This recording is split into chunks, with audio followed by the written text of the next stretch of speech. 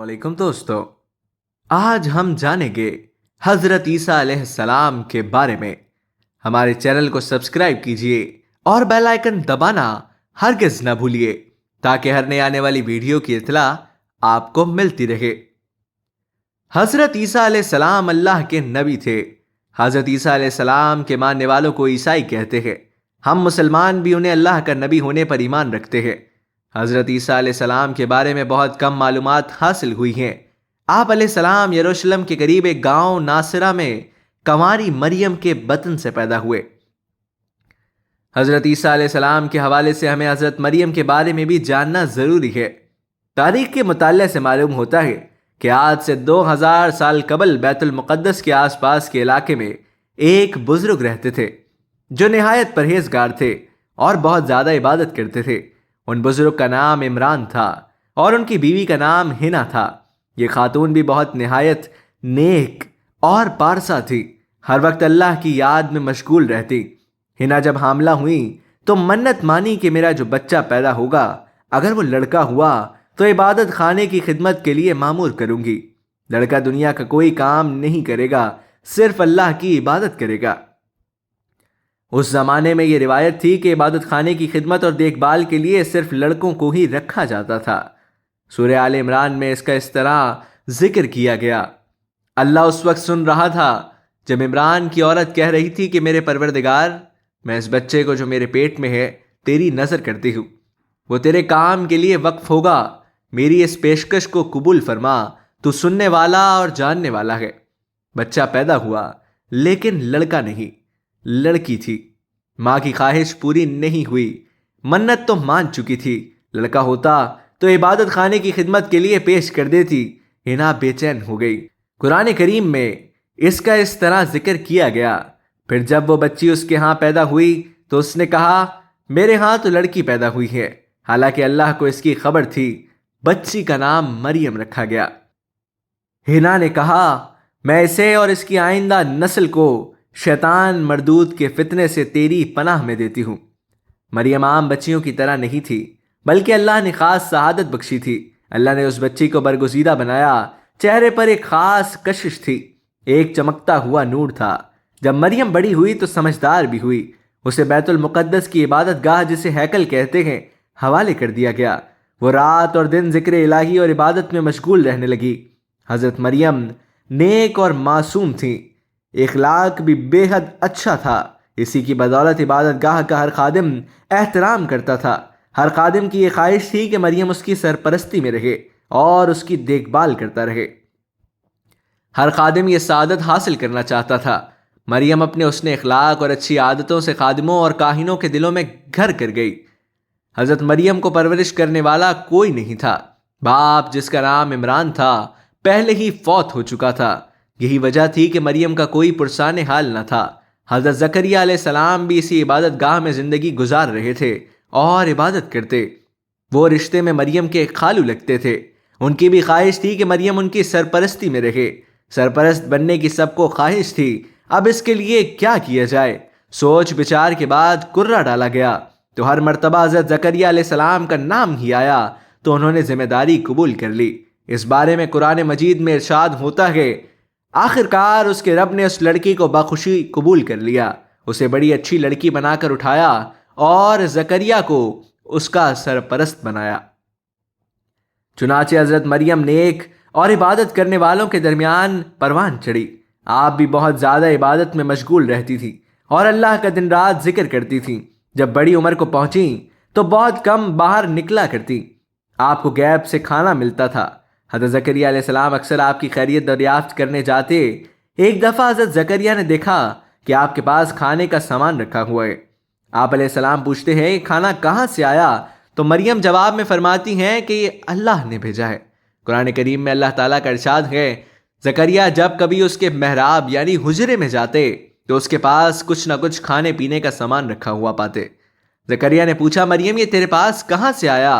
वो जवाब देती हैं, अल्लाह के पास से आया है, जिसे चाहता है बेहिसाब देता है। हजरत मरियम हर वक्त इबादत में मशगूल रहा करती। ज़रूरत के वक्त हुजरे से बाहर निकलती। एक मर्तबा मामूल के मुताबिक बाहर निकली और मशरिक की तरफ एक अलहदा गोशे में जा बैठी। اللہ نے پردہ ڈال دیا، پھر اس کی طرف اپنی روح کو بھیج دیا۔ وہ انسان بن کر اس کے سامنے آیا۔ حضرت مریم ایک دن تنہا تھی اور دیکھا کہ قریب ایک انسان نہ رہا ہے۔ اس سے مریم نے کہا کہ میں تجھ سے رحمان کی پناہ مانگتی ہوں اگر تو پرہیزگار ہے۔ اس نے کہا کہ تیرے رب کی طرف سے بھیجا گیا ایک فرشتہ ہوں تاکہ تجھے ایک پاکیزہ لڑکے کی خوشخبری سناؤں۔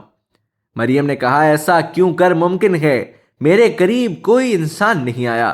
فرشتے نے کہا کہ میرے رب کے نزدیک سب کچھ ممکن ہے، وہ کائنات کا مالک ہے۔ کچھ عرصے کے بعد حضرت عیسیٰ علیہ السلام کے پیدا ہونے کے دن قریب آ گئے تو حضرت مریم خوف زدہ ہو گئیں اور خیال کیا کہ کہیں ایسا نہ ہو کہ میں بدنام ہو جاؤں اور لوگ مجھ پر شک کریں۔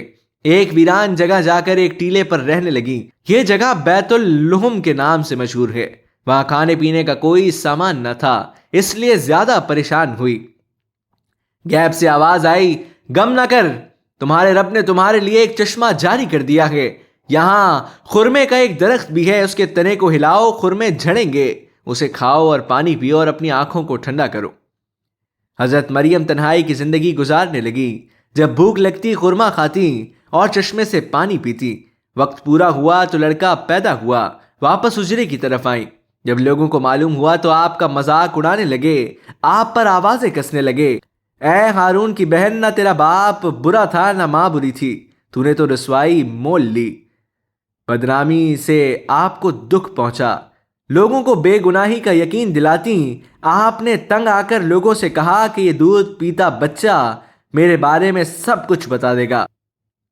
پھر بچے کی طرف اشارہ کیا۔ لوگوں نے کہا یہ کس طرح ممکن ہے کہ بچہ باتیں کرے گا؟ بچے نے بولنا شروع کیا، میں اللہ کا بندہ ہوں، اس نے مجھے کتاب دی، مجھ کو نبی بنایا اور برکت والا بنایا جب تک میں زندہ ہوں۔ مجھ کو میری ماں کا خدمتگار بنایا، اس نے مجھ کو نماز اور زکوٰۃ کا حکم دیا، اس نے مجھ کو سرکش اور بدبخت نہیں بنایا۔ مجھ پر سلام ہے جس روز میں پیدا ہوا، جس روز میں مروں گا، جس روز میں زندہ کر کے اٹھایا جاؤں گا۔ میں عیسیٰ بن مریم ہوں، سچی بات کہہ رہا ہوں۔ جب وہ کوئی کام کرنا چاہتا ہے تو بس اس کا اشارہ کر دیتا ہے، ہو جا، وہ ہو جاتا ہے۔ بے شک اللہ میرا اور تمہارا رب ہے، اسی کی عبادت کرو، یہی سیدھا راستہ ہے۔ یہ حضرت عیسیٰ علیہ السلام کی گواہی تھی اور بچے کا بات کرنا بہت بڑا معجزہ تھا۔ اللہ تعالیٰ نے فرمایا بے شک عیسیٰ کی مثال اللہ کے نزدیک آدم کی سی مثال ہے۔ اللہ نے مٹی سے بنایا، جس طرح اللہ نے بغیر باپ کے آدم کو پیدا کیا، اپنی روح پھونکی، اسی طرح اللہ نے بغیر باپ کے حضرت عیسیٰ علیہ السلام کو پیدا کیا اور روح پھونکی۔ حضرت عیسیٰ علیہ السلام بڑی عمر کو پہنچے تو لوگوں کو نیکی کی دعوت دینے لگے۔ آپ طاغوتی قوتوں کے خلاف تھے، پیار و محبت کا درس دیتے، بھوکوں کو کھانا کھلانے کی ترغیب دیتے، مصیبت زدہ لوگوں کے کام آتے، کمزوروں کا ساتھ دیتے، بیماروں کو شفا بخشنے، اندھوں کو بینائی عطا کرتے، وہ دیکھنے کے قابل ہو جاتا، کوڑ کا مرض اچھا کرتے، بیماروں کے قریب رہتے۔ آپ نے فرمایا میں مادر زاد اندھوں اور کوڑ کے مریضوں کو شفا بخشتا ہوں۔ ایک مرتبہ آپ علیہ السلام کے پاس ایک شخص آیا اور کہا مجھے کوئی ایسا طریقہ بتاؤ جس پر چل کر میں خدا تک پہنچ جاؤں۔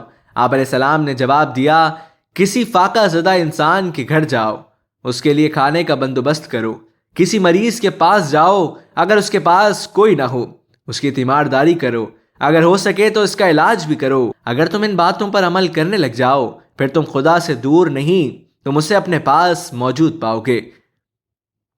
تم جو کچھ طلب کرنا چاہو خاموشی سے طلب کرو، وہ تمہیں ضرور دے گا۔ یہی اس کی مرضی ہے، جب تک تم اس کی مرضی پوری نہ کرو تم خدا تک نہیں پہنچ سکتے۔ ایک مرتبہ ایک نوجوان آپ علیہ السلام کے پاس آیا اور پوچھنے لگا میں کون سا نیک کام کروں کہ ہمیشہ کی زندگی پاؤں؟ آپ علیہ السلام نے جواب دیا تو نیکی کے بارے میں مجھ سے کیوں پوچھتا ہے؟ نیک تو صرف ایک ہی ہے، تو ان احکام کو مان۔ نوجوان نے پوچھا کون سے احکام؟